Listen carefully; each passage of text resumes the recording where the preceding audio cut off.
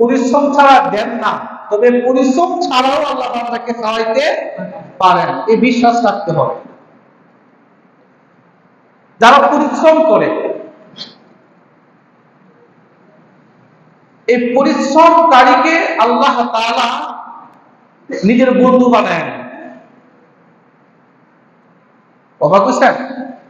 যারা পরিশ্রম করে উপার্জন করে, সম্পদ উপার্জন করে রিজিক নিয়ে আসে, এই পরিশ্রমকারীকে আল্লাহ তার কি বানান? বউ বানায় গেছে। কি বানান? বন্ধু বানায়। আল্লাহ এই পরিশ্রমকারীকে তার বন্ধু বানায়। নবীজি বলছেন, আল কাসিবু হাবিবুল্লাহ, যিনি পরিশ্রম করে সম্পদ উপার্জন করেন, টাকা পয়সা উপার্জন করেন, রিজিক অন্বেষণ করেন, তিনি হলেন আল্লাহর বন্ধু। কার বন্ধু? সুবহানাল্লাহ কইতেন না? শরম লাগেনি সুবহানাল্লাহ কইলে? এই না, আল্লাহ আপনাকে বন্ধু বানাচ্ছে। যে পরিশ্রম করে তাকে আল্লাহ বন্ধু বানায়।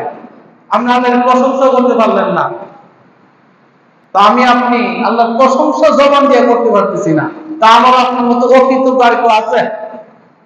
কেউ নাই। আল্লাহ তাআলা বান্দাকে পরিশ্রম ছাড়াও কি দিতে পারেন?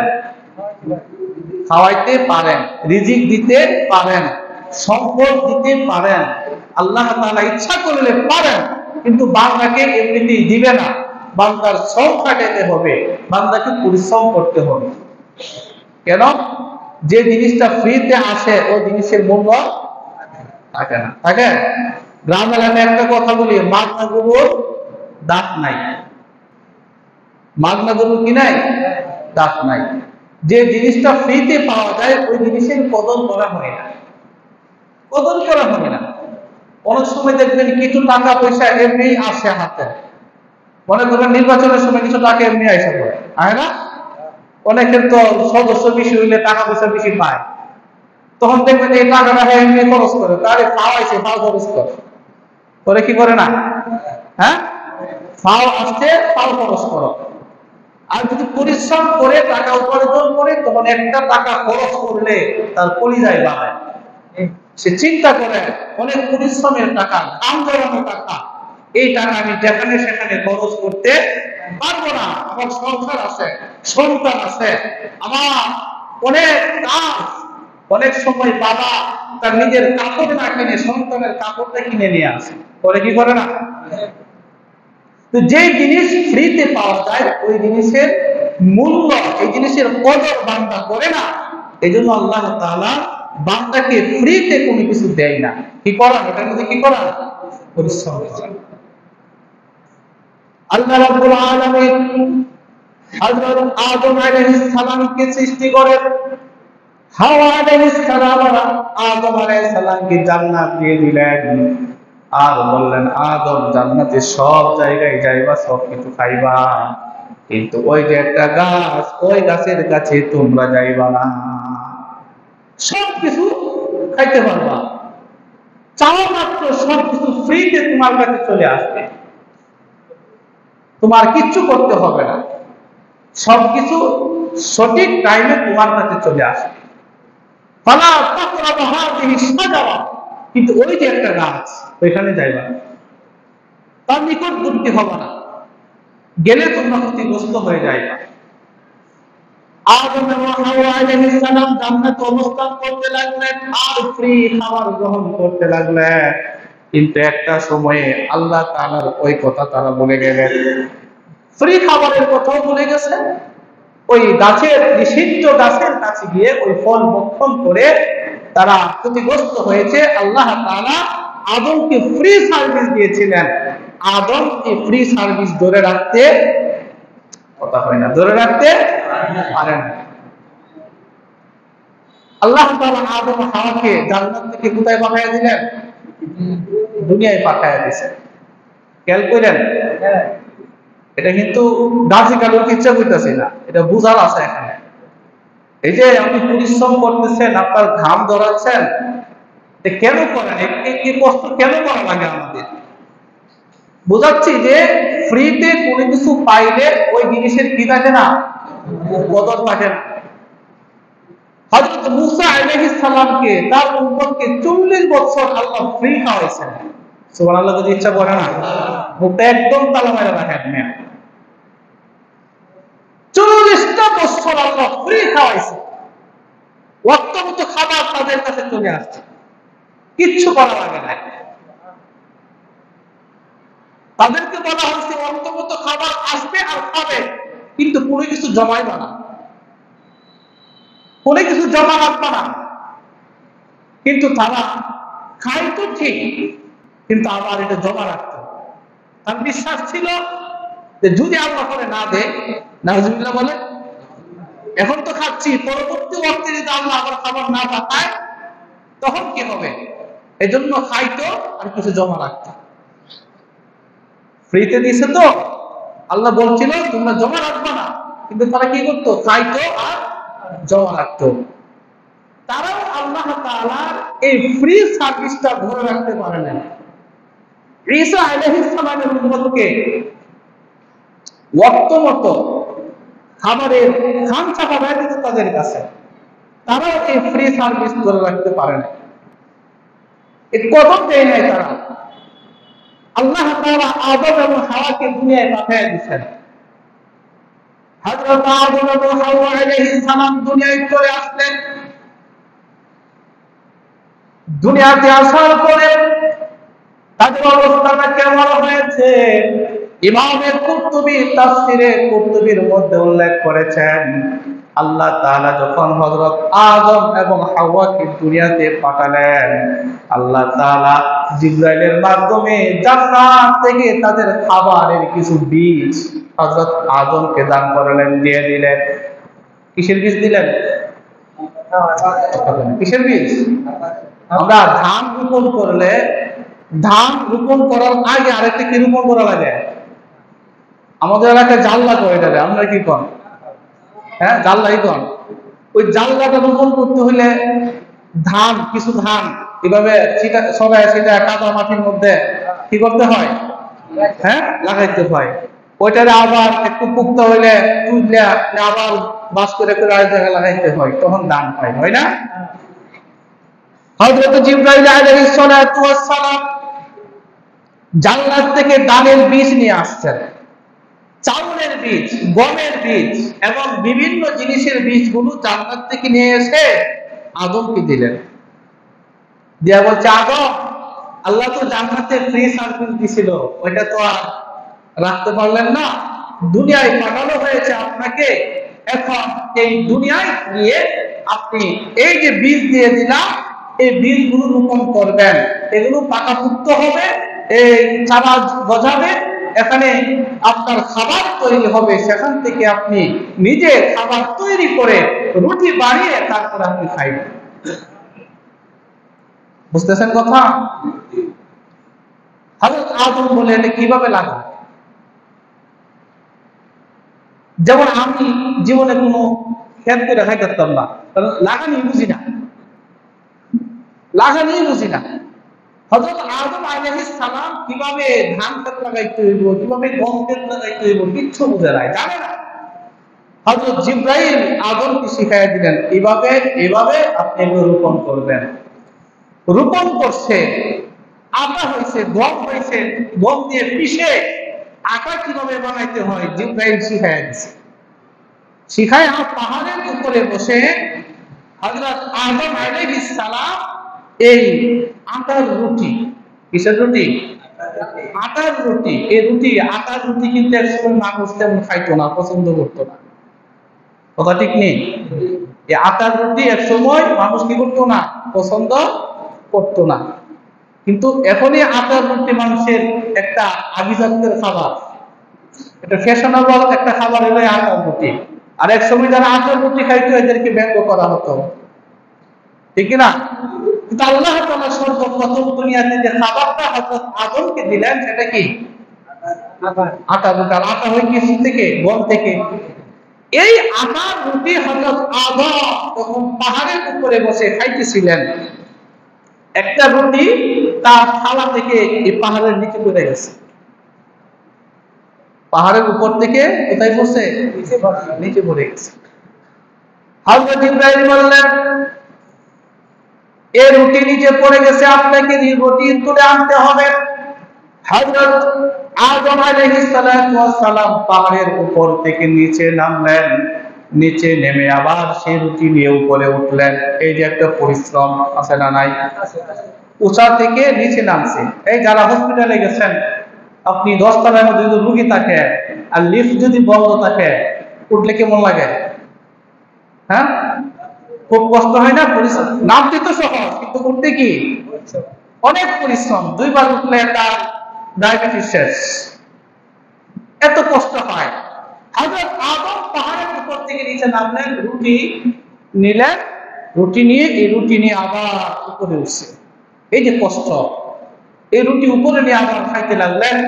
হযরত জিবরাইল বললেন, আদম, এই যে আপনার এই রুটিটা খাওয়ার জন্য যে পরিশ্রম করছেন, আপনি ওই বীজ বপন করা হয়েছে, চারা হয়েছে, তারপরে গম হয়েছে, এটা পিষানো হয়েছে, তারপরে এটাকে পানি দিয়ে একসাথে করে নরম করে আবার আগুনে দিয়ে তাকে রুটি বানাইলেন, খাইলেন, পরে গেল, আবার নিয়ে আসলেন। এই যে পরিশ্রম করছেন, আপনার যত বান্দা দুনিয়াতে আসবে, তারাও তাদের এই রিজিকটা এইভাবে পরিশ্রম করে তারপরে ভক্ষণ করবে। সুবহানাল্লাহ। এজন্যই তো রিজিকের তালাশে আমরা কেউ দেশ ছেড়ে বিদেশে পাড়ি জমাই। এই জন্যই রিজিকের তালাশে আমরা অনেক কঠিন কাজ করি কি করি না? আর এই শ্রম দেওয়ার জন্য আদেশ করেছেন কে? এই শ্রম দেওয়ার জন্য আল্লাহ তাআলা মানুষের মধ্যে সেই শক্তি দিয়ে দিয়েছেন। আল্লাহ বলেন, লাকাদ খলাকনাল ইনসানা ফি কাবাদ। আমি মানুষকে নিশ্চয় মানুষকে সৃষ্টি করেছি আমি শ্রম নির্ভর করে, তারা শ্রম দিয়ে পরিশ্রম করে রিজিক অন্বেষণ করবে। বলেন সুবহান। এজন্য কোনো কাজ এটাকে ছোট করে দেখা যাবে না। যে কোনো কাজ যদি হালাল হয়, লজ্জার কোনো কারণ নাই। যে কোনো কাজ, রিকশা চালিয়ে যদি কোনো ব্যক্তি জীবিকা নির্বাহ করে, লজ্জার কোনো কারণ নাই। লজ্জা হবে কেন? হালাল কাজ করলে কোনো লজ্জা হওয়ার কথা? আরে লজ্জা তো হবে গুনাহ কাজ করলে, হারাম কাজ করলে লজ্জা হবে। কোন হালাল পদ্ধতিতে যদি কোনো ব্যক্তি তার জীবিকা নির্বাহ করে, হালাল পদ্ধতিতে যদি কোনো ব্যক্তি সম্পদ উপার্জন করে কোটি টাকার মালিক হয়, ইসলাম তাকে নিষেধ করে না, ইসলাম তাকে সমর্থন করে। সুবহানাল্লাহ বলেন। কারণ অনেক নবীগণ তো ধনী ছিলেন, সাহাবীরা ধনী ছিলেন, তারা হালাল পদ্ধতিতে হালাল পন্থায় জীবিকা নির্বাহ করে ওনারা ওদের ধন সম্পত্তির মালিক হয়েছেন। এজন্য শ্রমকে আল্লাহ তাআলা মর্যাদা দিয়েছেন। যারা শ্রম দিবে, কি দিবে? বলেন কি দিবে? শ্রম দিবে, তারা শ্রমিক। যারা শ্রম দেয় তারা কি? শ্রমিক। শ্রম এবং শ্রমিক উভয়ের ব্যাপারে, উভয়ের বিষয়ে আল্লাহ রাসূল সাল্লাল্লাহু আলাইহি ওয়াসাল্লাম সুন্দর করে বলেছেন, যারা শ্রম দিবে, এই শ্রমের মাধ্যমে যে রিজিক সে অন্বেষণ করেছে, এই রিজিকটা হবে তার জীবনের জন্য সবচেয়ে উত্তম রিজিক। সুবহানাল্লাহ। রাসূলুল্লাহ বলেন, ইন্না মিন আতয়াবি মা আকালা রাজুলু মিন কাসবিহি।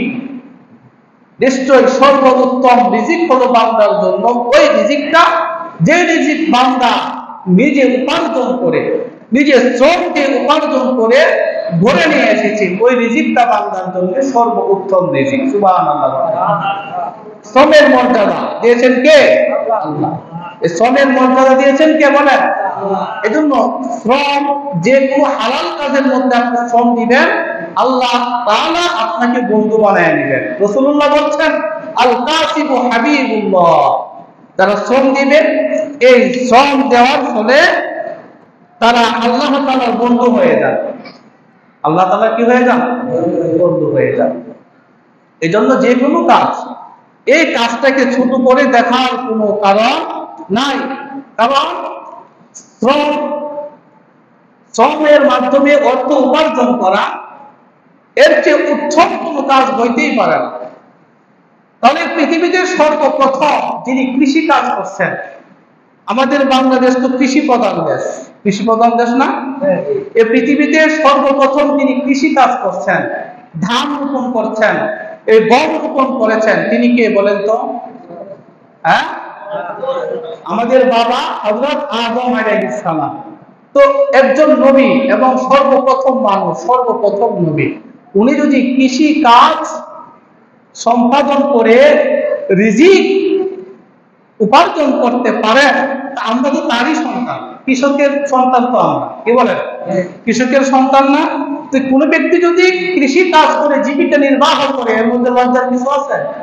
হ্যাঁ, বলেন আপনি যদি তাকে কটাক্ষ করেন, কৃষকের গরুর কৃষক, এভাবে যদি কেউ গালি দেয়, হ্যাঁ, তাহলে আপনার কবিরা গুনাহ হবে। কি হবে? কবিরা গুনাহ হবে। হযরত নূহ আলাইহিস সালাম, তাকে বলা হয় আদমের সানি। নূহ আলাইহিস সালাম কাঠমিস্ত্রির কাজ করতেন। কিসের কাজ করতেন? হ্যাঁ, কাঠমিস্ত্রি। ওই নৌকা বানাইতেন, কিস্তি বানাইতেন। এখন তো স্টিল ভাইরিসে স্টিল দিয়ে বানায়। প্রথমত কাঠ দিয়ে জাহাজ তৈরি করা শুরু করছেন হযরত নূহ আলাইহিস সালাম। নূহ আলাইহিস সালাম কাঠমিস্ত্রির কাজ করে জীবিকা নির্বাহ করতেন। তো উনি যদি কাঠমিস্ত্রির কাজ করে জীবিকা নির্বাহ করেন, তো বর্তমানে যদি কেউ কাঠের কাজ করে, কাঠমিস্ত্রির কাজ করে, তার লজ্জা পাওয়ার কথা? হ্যাঁ, বরং এটা একটা উত্তম পেশা, যে পেশাটা শুরু করেছেন হযরত নূহ আলাইহিস সালাম। এজন্য কোন বান্দা এই কাঠমিস্ত্রির কাজ করলে নিজেকে ছোট মনে করবে না, আর অপরেও তাকে ছোট মনে করতে পারবে না। হযরত ইব্রাহিম আলাইহিস সালাম, উনি আমাদের মুসলমানদের কি পিতা বলেন তো? জাতির পিতা। হযরত ইব্রাহিম আলাইহিস সালাম সর্বপ্রথম উনি কি বলে, ওই ঘর বানায় যারা কি বলে, ঘর নির্মাণ করতেন। সর্বপ্রথম গৃহ নির্মাণের কাজ করতেন ইব্রাহিম আলাইহিস সালাম। উনি এই মিস্ত্রিগিরি করতো, ঘর বানানোর মিস্ত্রি। কে করতেন বলেন তো? ইব্রাহিম আলাইহিস সালাম। উনি গৃহ নির্মাণ কাজ সর্বপ্রথম উনি এই কাজগুলো করে জীবিকা নির্বাহ করতেন, মানুষের ঘর বানায় দিতেন। হযরত ইদ্রিস আলাইহিস সালাম, এই যে আমরা কাপড় পরতেছি, উনি কাপড় সেলাই করে জীবিকা নির্বাহ করতেন। দর্জির কাজ করতেন, এই দর্জির কাজ করে জীবিকা নির্বাহ করতেন। তো এখনো যারা জীবিকা নির্বাহ করে সেলাইয়ের কাজ করে, তাকে ছোট মনে করা যাবে? হ্যাঁ, বরং সে পরিশ্রম করতেছে, হালাল কাজ করতেছে। এই হালাল কাজ শুরু করেছেন হযরত ইদ্রিস আলাইহিস সালাম। সবচেয়ে বড় কথা, রাসূলুল্লাহ সাল্লাল্লাহু আলাইহি ওয়াসাল্লাম যখন মদিনার প্রেসিডেন্ট হলেন, উনি সাহাবায়ে কেরামদেরকে সামনে নিয়ে ভাষণ দিলেন। ভাষণের প্রাক্কালে উনি বললেন, সাহাবীরা শোনো, মা বা'আথাহুল্লাহু তাআলা রাসূলান ইল্লা রাআল গনাম। হে সাহাবীরা, পৃথিবীতে এমন কোন নবী আসে নাই, আল্লাহ তাআলা পাঠান নাই, যে নবীগণ বকরি চড়ান নাই। যারা বকরি চড়ায়, গরু চড়ায়, তাদেরকে কি বলে? রাখাল বলে। কি বলে? রাখাল বলে। তো রাসূল কি বলছেন, পৃথিবীতে আল্লাহ তাআলা যত নবী পাঠাইছেন, সব নবীগণকে কি বানাইছেন? রাখাল বানাইছেন। কি বানাইছেন? রাখাল বানাইছেন। সবাই বকরি চড়াইছে। আগের যুগের কত কয়েক বছর আগেও তো মানুষেরা অধিক পরিমাণে গরু পালতো, এবং এই গরুকে দেখাশোনা করার জন্য বাড়িতে একজন বছরের জন্য কামরা রাখতো না? রাখাল হিসেবে রাখতো। আমরাও রাখছি, আমাদের বাড়িতেও ছিল। 1 বছরের জন্য, 6 মাসের জন্য এই রাখাল রাখা হইতো। তারা গরু চড়াইতো, বাড়ির কাজ করে দিত, হ্যাঁ, হাওরের কাজ করে দিত, বিভিন্ন কাজ তারা করতো। তো রাসূলুল্লাহ বলছেন যে আল্লাহ তাআলা এমন কোন নবী পাঠান নাই যে নবী রাখালি করে নাই। কি করে নাই? রাখালি করে নাই। সব নবী গণকে, রাসূল গণকে আল্লাহ তাআলা বকরি রাখালির কাজ করাইছে। সুবহানাল্লাহ বলে। একজন সাহাবী দাঁড়ায় গেছেন, দাঁড়ায় বলতেছেন, ইয়া রাসূলুল্লাহ, আপনিও কি রাখালি করছেন? সুবহানাল্লাহ বলে। আপনি কি রাখালি করছেন? নবীজি তখন প্রেসিডেন্ট, মক্কা বিজয় হয়েছে। মক্কা বিজয় হওয়ার পরে নবীজি এই মক্কা মদিনার দায়িত্বভার গ্রহণ করলেন, উনি প্রেসিডেন্ট, উনি ভাষণ দিচ্ছে। সে ভাষণে উনি বলতেছেন, সাহাবী একজন দাঁড়ায় কি বললেন, হুজুর আপনিও কি ছিলেন রাখাল, আপনিও কি বকরি চড়াইতেন? রাসূলুল্লাহ বলছেন, না, হ্যাঁ আমিও রাখাল ছিলাম। শুধু তাই নয়, আমার তো এই নিজের কোনো বকরি ছিল না, মক্কার মানুষের বকরি ছিল। তারা আমাকে পারিশ্রমিক হিসেবে কিছু টাকা দিত, আমি তাদের রাখালি করতাম, বকরিগুলো চড়াইয়া দিতাম। সুবহানাল্লাহ। তাহলে এই যে রাখালের কাজ রাসূলুল্লাহ করছেন, বর্তমানে কেউ যদি রাখালের কাজ করে অসম্মানের কিছু আছে? বলেন, এটা শ্রম, সে পরিশ্রম করতেছে। আল্লাহ রাসূল এই রাখালের কাজ করছেন, বকরি চড়াইছেন, নবীগণ চড়াইছেন, তার উম্মত যদি এই রাখালের কাজ করে বকরি চড়ায়, গরু রাখে, হালাল পন্থায় জীবিকা নির্বাহ করে, লজ্জার কিছু আছে? লজ্জার কিছু নেই।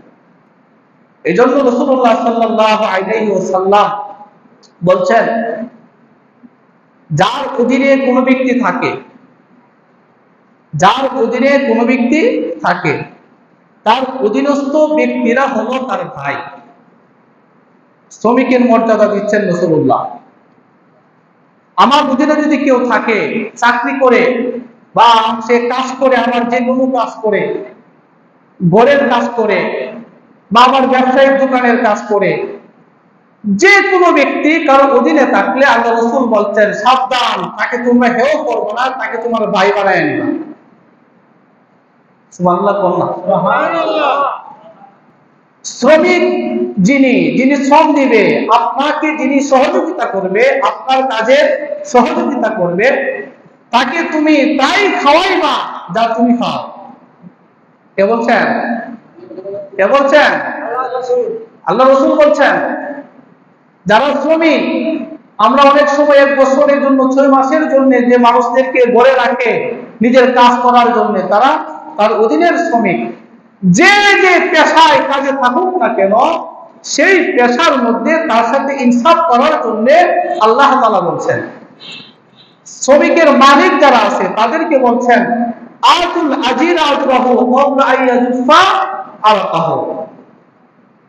হে মালিক সম্প্রদায় শোনো, আল্লাহ রাসূল বলছেন, তোমার অধীনে যারা কাজ করে, শ্রম দিচ্ছে, যে শ্রমিক তোমার অধীনে কাজ করতেছে, তোমার অধীনে চাকরি করতেছে, তোমার ঘরের গোয়াল কাজ করতেছে, তোমার বাড়ি দাঁড় করার কাজ করতেছে, এরা এই শ্রমিকের শরীরের ঘাম শুকানোর আগে, আতুল আজিরা আজরাহু ক্বাবলা আইয়াজফা আরকাহু, তার শরীরের ঘাম শুকানোর আগে তার পারিশ্রমিক দিয়ে দাও। সুবহানাল্লাহ বলেন।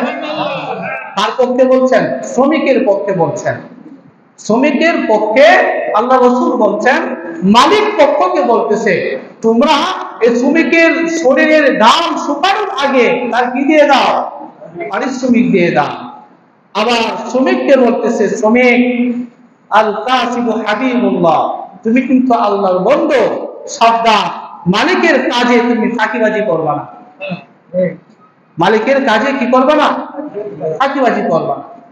রাসূলুল্লাহ সাল্লাল্লাহু আলাইহি ওয়াসাল্লাম বলেন, তোমরা যে কাউকে শ্রমিক নিয়োগ করবে, তোমার অধীনে যে কাউকে কাজ করবে, তোমরা চুক্তি করে তারপরে তাকে কাজে লাগাও। কি করে কাজে লাগাও? কথা বলেন, কি করে কাজে লাগাও? আমরা অনেক সময় বেটাগিরি দেখায় বলি, আরে বলা কর দিমনে করি কিনা। ইসলাম বলে না, বলো কত দিবা। কারণ আগে একটা কথা বলি আপনাকে, উদাহরণ দিই, বোঝার জন্য বলছি। একটা রিক্সাওয়ালা, আপনি মুরাপাড়া যাবেন, এখান থেকে রিক্সায় উঠবেন, উঠার আগে তাকে জিজ্ঞাসা করা আপনার হক। রিক্সাওয়ালাকে বলা, এই মুরাপাড়া যাবো, কত নিবা, এই কথাটা বলা আপনার হক। কতটা কোন সিএনজিওয়ালা অটোওয়ালাকে এই কথাটা বলা কার হক? যিনি প্যাসেঞ্জার হবেন ওনার হক। কত নিবা, আমি মুরাপাড়া যাবো, বহু জায়গায় যাব। কিন্তু আমরা অনেক সময় করি কি, এই কথাগুলো না বলে মনে করি লজ্জা, হায় হায় মুরাপাড়া যাবো মানে বাড়া জীবন লাগবো, করি না এরকম? করি কিনা বলেন? অথবা যে কোনো জায়গায় যান, তাহলে ভাড়া জীবন লাগবো। আচ্ছা, এই যে লোকটা বললো, রাসূলুল্লাহ বলছেন, আল্লাহ তাআলা বলছেন, আউফু বিল উকদি, তোমরা যে কোনো কাজের ব্যাপারে আগে চুক্তি করো। তুমি যে মোরাপাড়া যাবা, মোরাপাড়া যাওয়ার আগে গাড়ির মাকে বলতে হবে মোরাপাড়া যাবো, কত নিবা। উভয়ের মধ্যে কথাবার্তার মাধ্যমে একটা চুক্তি করলে তো আলহামদুলিল্লাহ, এটা আপনার হক। এখন আপনি এই কথাটা তাকে বললেন না, সে বলছে যাবো, উঠেন, আপনি জিজ্ঞালেন না কত, এই লোকটা চলে গেল, যদি আপনার জানা আছে ভাড়া কত আপনার জানা আছে, লোকটা চলে গেল মোরাপাড়া, ওখানে যাওয়ার পরে আপনার জানা আছে মনে মনে মোরাপাড়া গেলে 20 টাকা ভাড়া নেয়, কথার কথা। এখন এই লোকটা বলতেছে আমাকে 50 টাকা দিতে হবে, কত কত বলেন, কত দিতে হবে? 50 টাকা দিতে হবে। কারণ এখন এই ভাড়া ছাড়া এই রিক্সাওয়ালার অধিকার, রিক্সাওয়ালার হক, রিক্সাওয়ালার হক হলে আমাকে 50 টাকা 100 টাকা দিতে হবে। এখন আপনি তো রাগে পায়া 10 টাকার ভাড়া 100 টাকা গেলে মারে থাপ পরে কি করে না, আল্লাহ রাসূল বলেন তুমি জানেন, তুমি কি থাপ্পড় দিতে পারবো না। তোমার হক ছিল উঠার আগে তাকে জিজ্ঞাসা করা, চুক্তি করা, আমি মোরাপাড়া আসবো, তুমি কত নিবা। তোমার চুক্তিতে বললে তুমি যাইবা, না বললে যাইবা না, কথা ঠিক কিনা? এখন সে বলতেছে 100 টাকা, তুমি 100 টাকা দিতে বাধ্য, কারণ এই চাওয়াটা রিক্সাওয়ালা বা গাড়িওয়ালার হক, কথা বুঝছেন? হ্যাঁ, এই জন্য আমরা রাসূল বলছেন যে কোনো কাজ করার ব্যাপারে চুক্তি করে। এখন আপনি রিক্সাওয়ালাকে বললেন আমি মোরাপাড়া যাবো, কত, রিক্সাওয়ালা বললো 20 টাকা, কত বলছে? এখন এই 20 টাকার চুক্তি হলো, আপনি ইচ্ছা হলে যেতেও পারেন, নাও যেতে পারেন। হ্যাঁ, আপনি 20 টাকার চুক্তি করে গেলেন, যাওয়ার পরে যদি আপনি থেকে 20 টাকাই দিবেন, এটা আপনার হক, তাকে 20 টাকা দিবেন, অসুবিধা হবে না। এরপরে যদি আপনি আরো 5 টাকা বাড়ায় দেন, এটা তার প্রতি আপনার ইহসান, আপনার দয়া। সুবহানাল্লাহ বলেন। এই জন্য এই শ্রমিক যারা আছে, এই শ্রমিকের সাথে সৎ ব্যবহার করার হুকুম দিয়েছেন আল্লাহ তাআলা, ইহসান করার হুকুম দিয়েছেন। শ্রমিকের সাথে যে কোনো শ্রমিক, আপনার বাড়ির কাজের মহিলা হতে পারে, তাকে অবহেলা করা যাবে না, কথায় কথায় গালি দেওয়া যাবে না। তার কোনো একটা কাজ একটা আপনার মনের বিপরীত হয়েছে, তাকে গালি দেওয়া যাবে না, কটাক্ষ করা যাবে না। এটা হলো ইসলামের শিক্ষা। কিসের শিক্ষা বলেন? আপনার দোকানে একজন কর্মচারী রাখছেন, রাখেন না? কর্মচারী রাখছেন, সে অনেক সময় একটা জিনিস আনতে গিয়ে ফালায় ভাঙে লাইছে, তখন অনেক গালাগালি করা হয়, তাই না? গালাগালি করা হয়। বাড়িতে কাউকে রাখছেন কাজের বুয়া, তাকেও বিভিন্ন জিনিস ফেলে ভেঙে ফেলার কারণে গালাগালি করা হয়। ইসলাম বলে দিয়েছেন এই তার সাথে এই খারাপ কাজগুলো, এই খারাপ আচরণগুলো করা যাবে না। আল্লাহ তাআলা বান্দাকে বলছেন, বান্দা লাকাদ খালাকনাল ইনসানা ফি কাবাদ, আমি মানুষকে শ্রম নির্ভর করে সৃষ্টি করেছি, তারা শ্রম দিবে, তাই পরিশ্রম করবে, হালাল পন্থায় জীবিকা উপার্জন করবে, আমি আল্লাহর কাছে অনুগ্রহ তালাশ করবে। এই যে মসজিদে আসছেন, মসজিদে ঢুকলেন, মসজিদ কি রিজিক পাওয়ার জায়গা? বলেন তো, এখানে আসলে কি খাবার দেয়? খাবার দেয় না। এই মসজিদ হলো রহমত পাওয়ার জায়গা। কি পাওয়ার জায়গা? রহমত পাওয়ার জায়গা।